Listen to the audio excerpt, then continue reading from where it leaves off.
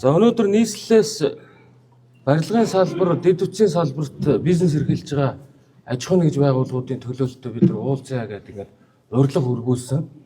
Амралтын өдөр та бүхэн маань бас ингээд цаг зав гаргаж бидний урилгыг хүлээн авч хүрэлцэн ирсэн явдал одоо баярлалаа гэдгээ хэлье.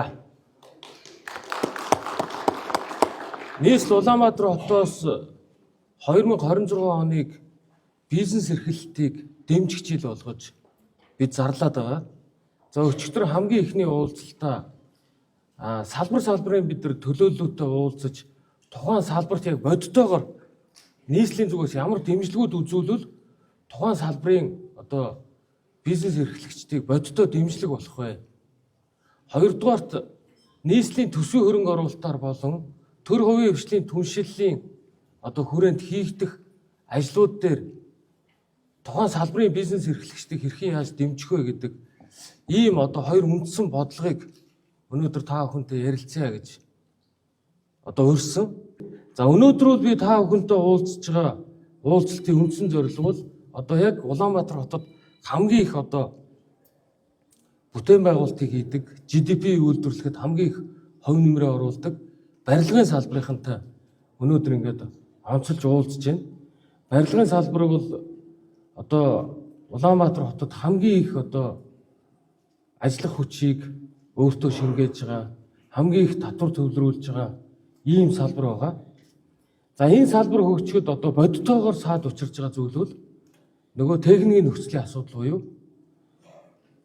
дулаан хангамж, цахилгаан хангамж, за бусад одоо дэд үтсийн техникийн нөхцлүүд дээр хамгийн гол асуудал бэрхшээл тулгардаг. За хоёрдугаарт газар үнэтэй учраас барилгын салбарт бизнес эрхэлж байгаа барилгын компаниуд нөгөө барилга хот байгуулалтын манай төлөвлөлтийнхэнтэй зөрчилдөг зүйл бол нэгтршил ихтэй бүсэд, нэгтршил ихтэй төлөвлөлт, өндөр давхрын төлөвлөлтүүд хийдэг ийм одоо хоёр том бэрхшээл байдаг. Энээс болоод нөгөө барилгын зөвшөөрөл гардаггүй. За зарим нь ингээд зөвшөөрлгүй эхэлдэг. Эхэлсэн зөвшөөрлгүй эхэлсэн барилгууд нь нөгөө дуусгаж чаддаггүй, эцэст нь барилгаа дуусгачаад комисс ажиллуулж чаддаггүй гэсэн ийм түгээмэл зовлон бэрхшээлүүд байгаа гэдгийг одоо та бүхэн маш сайн мэдж байгаа. Би бол энэ одоогийн манай энэ барилгын салбарт мөрдөгдөж байгаа хууль тогтоомж дүрм журмыг одоо маш их шүүмжилдэг болчлоо. Би одоо энэ салбарын ажилдаа оролцоод нэг 2 жил гарan болоод энэ салбарыг бас танин мэдэх гэж 2 жил гарan хэрэндээ хичээж ажиллалаа. Тэгээ энэ салбарын энэ норм дүрм журм бол бүгд өнөөгийн орчин цагтай хөл нийлэхгүй ийм дүрм журм байна. Би Батцуур сайдыг барилгын сайд болоход нь Европын холбооны барилгын салбарын хууль тогтоомж дүрм журмуудыг орчуулж өгсөн. За энэ явсангүй. Дараа нь энэ Батамгалан барилгын сайд болоход мөн энийг өгсөн. Одоо ямар ч одоо хийж байгаа ажил бол надад харагдахгүй байна. Бид хэд хэдэн том салбарын зарчмын өөрчлөлтүүд хийх ёстой. Манай энэ барилгын салбарт заавал зураг төсөвтэй ажлыг хийлгэнэ гэдэг ийм нуухар шаардлага тавигдаж явдаг. Өөрөөр хэлбэл тендерийн бүх ажлууд зураг төсөвтэйгээр хийгдчихэж тендерт шалгаруулж хийгддэг. Барилгын ажлыг нэг нөхөр хийдэг, гүйцэтгэлийн тусад нь зураг төсвийн компани хийдэг. За энэ хоёрын хоорондын ойлголцол, төсвийн хэмнэлт гэдэг юм бол их хол зөрүүтэй байдаг.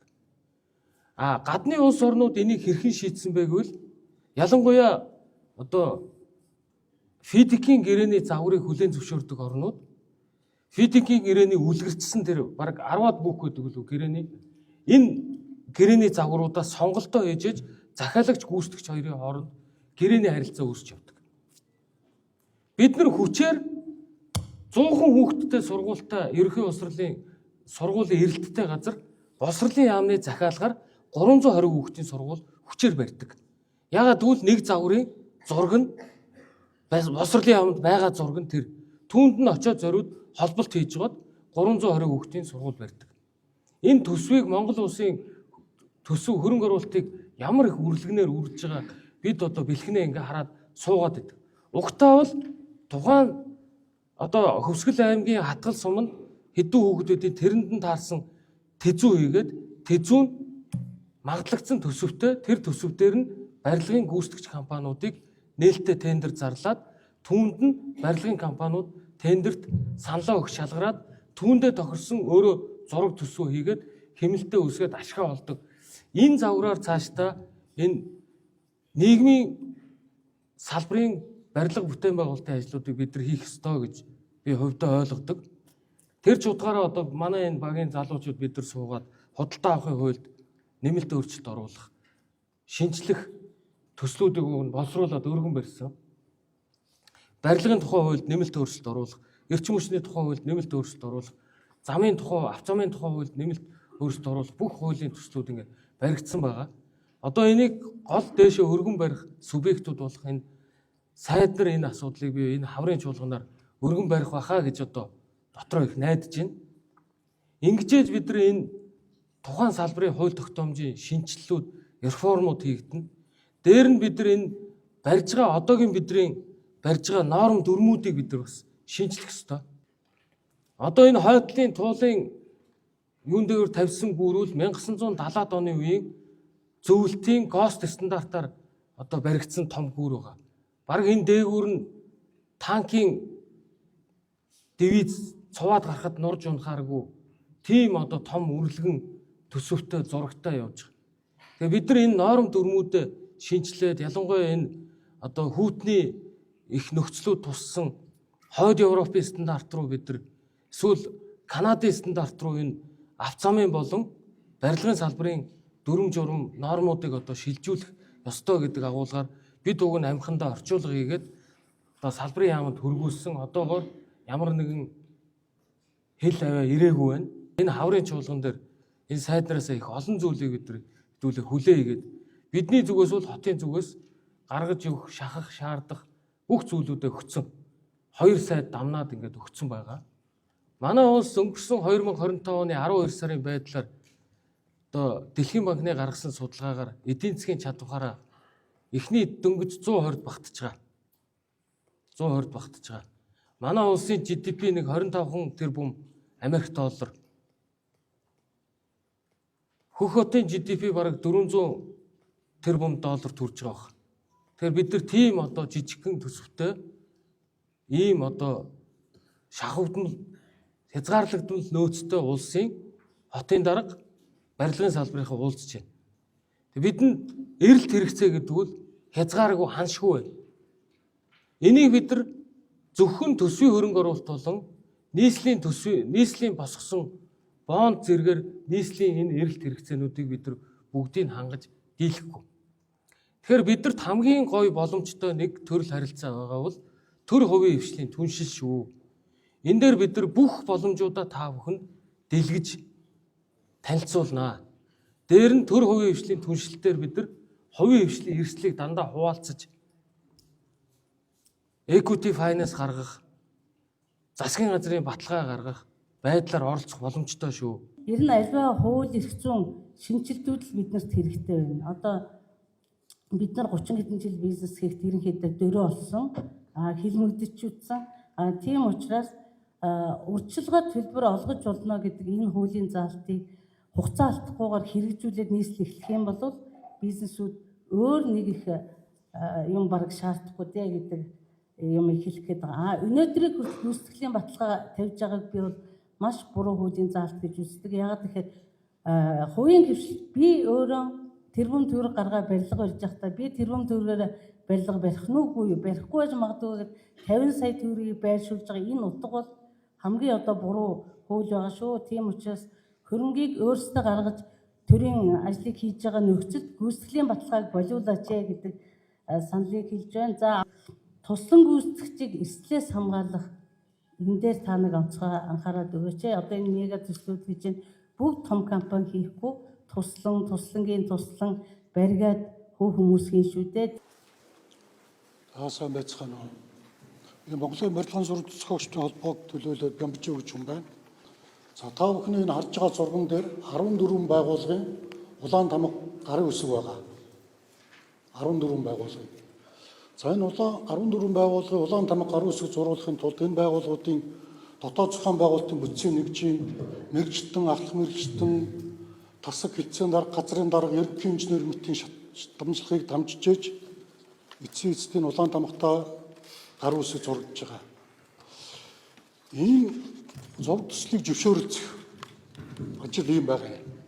За энийг нэг 21 онд эхэлсэн UB инженеринг гэдэг платформоор шийдэх юм байна гэж ойлгосон.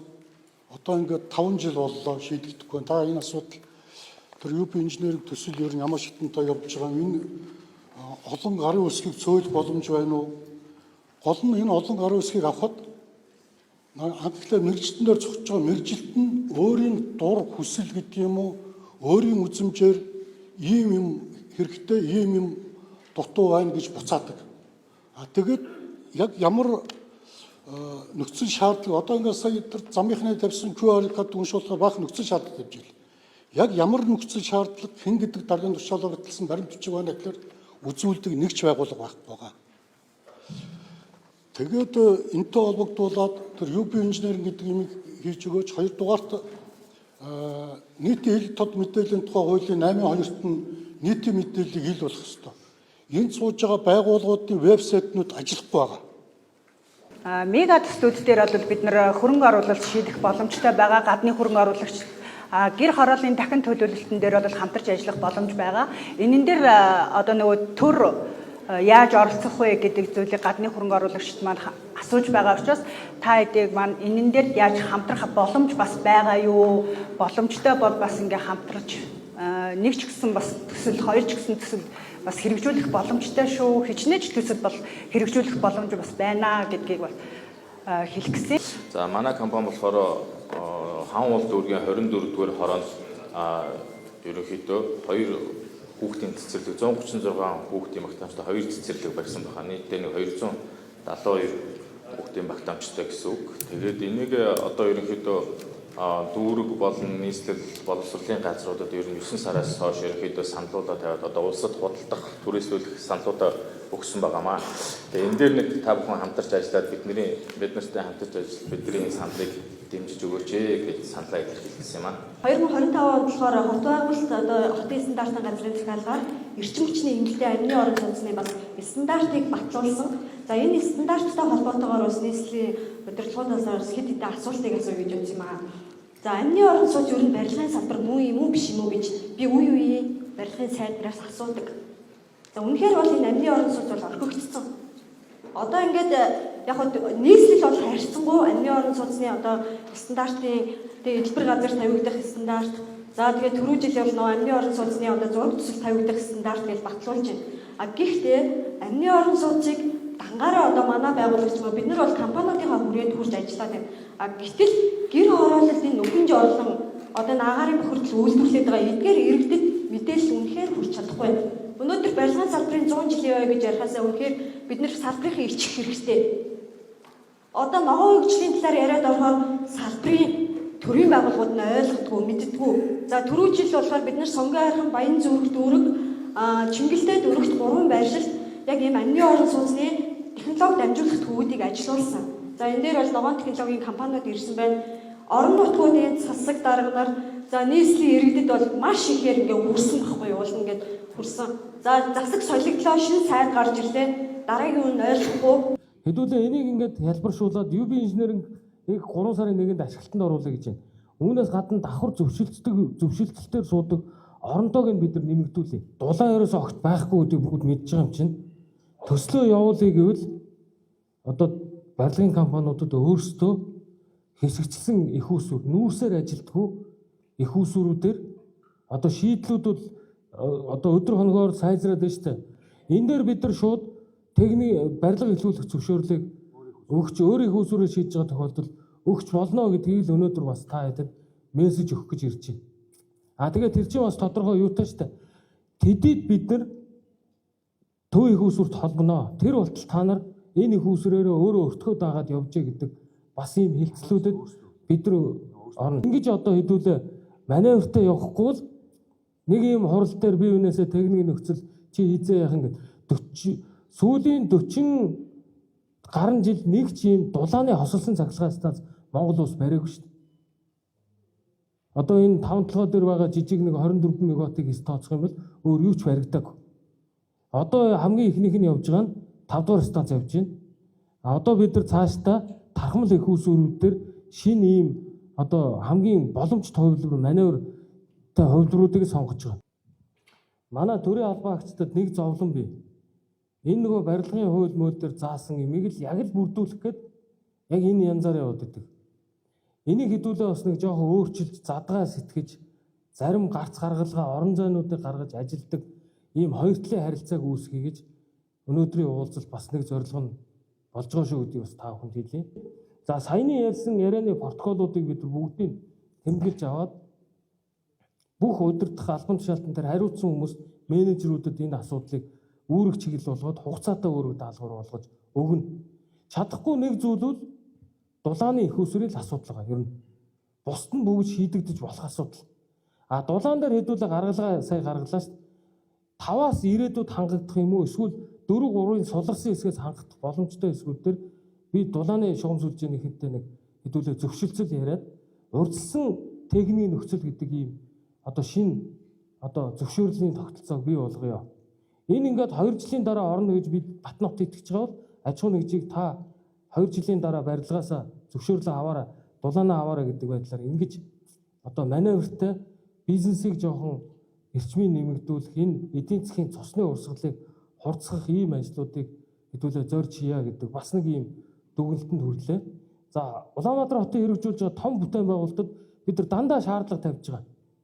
Гадны хөрөнгө оруулагч орж ирсэн ч гэсэн 20-оос доошгүй хувьд нь дотоодын бизнес эрхлэгчдийг заавал оруул, дотоодын контентыг оруул гэдэг ийм шаардлага тавьж байгаа.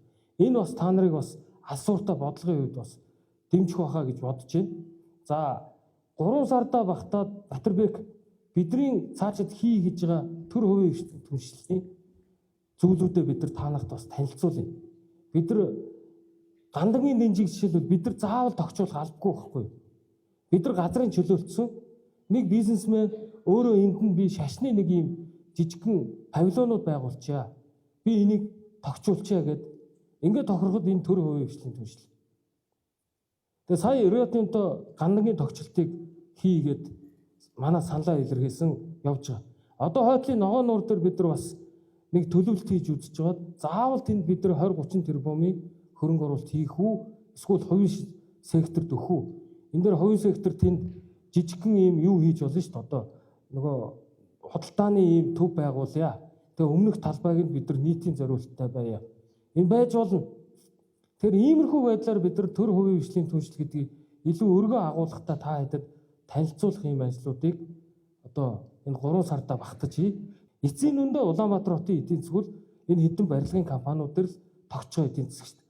Уул уурхаагаас олсон ашиг энд одоо худалдаа үйлчилгээний төв барилга байшин болж л эдийн засаг Улаанбаатарын эдийн засаг тогтцоо учраас хамгийн одоо бидний байн гуулзаж зовлон жаргалыг ярьж цааш нь урагшлуулж салбар бол барилгын салбараа гэдэгтээ би 100% нэг санал нэг байгаа та бүхэнд илэрхийлье. Тэгээд та бүхэнд баярлалаа. Дараагийн уулзалтанд завтаа нэвцгээгээрэй. Бид нар бас шинэ хотын бүтээн байгуулалтын талаар жижигхэн танилцуулгуудыг ч гэсэн та бүхэнд мэдээлжүүлэх зорилготой хийн. Энэ дээр бас дахиад иргэдийн санал хүсэлтийг хүлээж авнаа. Одоо бидэрт ярих хоёр л чухал юм байгаа нь их усүр, ипотек. Их усүр, ипотек. Энэ хоёрыг шийдэж л юм. Яг тэгвэл гэр хорооллын өнөөдөр 174 мянган айл бүгд орон сууцнд орох хүсэлтэй байгаа. Их усүр байвал барилгачид барилга барихад бэлэн байна. Түүнийг борлуулдаг ипотекийн талаар бид нар бас дараа та бүхэнд нэг танилцуулга хийнэ гэдгийг хэлье. Баярлалаа.